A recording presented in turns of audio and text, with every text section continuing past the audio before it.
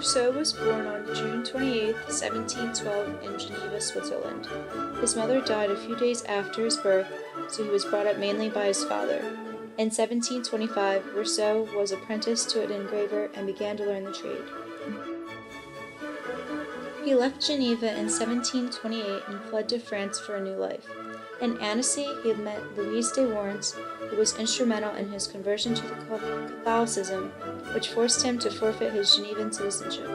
Rousseau lived under her roof off and on for 13 years and was dominated by her influence. She supported him and found him jobs, most of which he disliked. In 1742, Rousseau went to Paris to become a musician and composer. In Paris, he met Denis Diderot and became involved in the production of Diderot's Encyclopedia. In addition to this, he wrote music and operas. Rousseau became popular with Louis XV and could have lived an easy life as a composer for the king, but he rejected this in favor of philosophical writing. Rousseau's first important philosophical work was an essay he wrote in 1750 for the Academy of Dijon titled A Discourse on the Sciences and the Arts. Rousseau argued that the advancement of civilization mostly corrupted human morals and goodness. He believed that people were good by nature but had been corrupted by society and civilization. Rousseau experienced something of an epiphany. It struck him that civilization and progress had not, in fact, improved people. Instead, they had exacted a terrible, destructive influence on the morality of human beings who had once been good.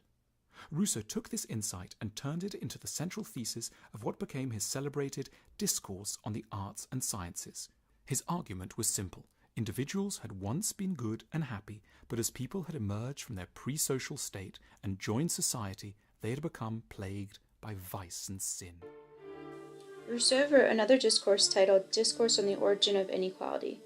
Rousseau begins the work by distinguishing two kinds of inequality, natural and artificial. The first encompasses differences in strength and intelligence, and the second encompasses the conventions that govern societies.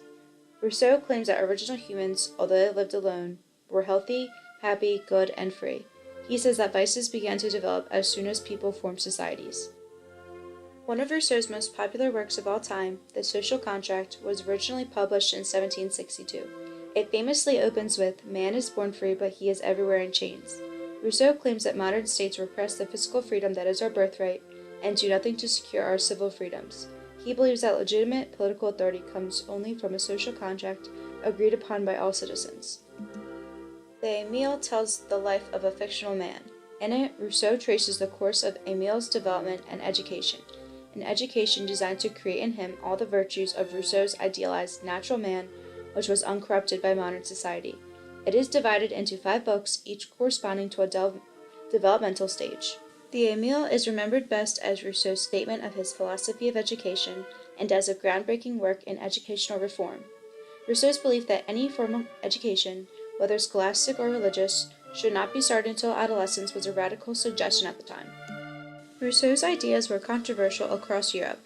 The Emile and Social Contract were banned in Paris almost immediately after they were published, primarily for claims Rousseau made about religion. Rousseau fled France and went back to Switzerland, but he continued to face controversy there. The end of his life was marked in large part by his growing paranoia and his continued attempts to justify his life and his work. In his work Confessions, he takes an apologetic tone at certain points to explain the various public and private events in his life which caused great controversy.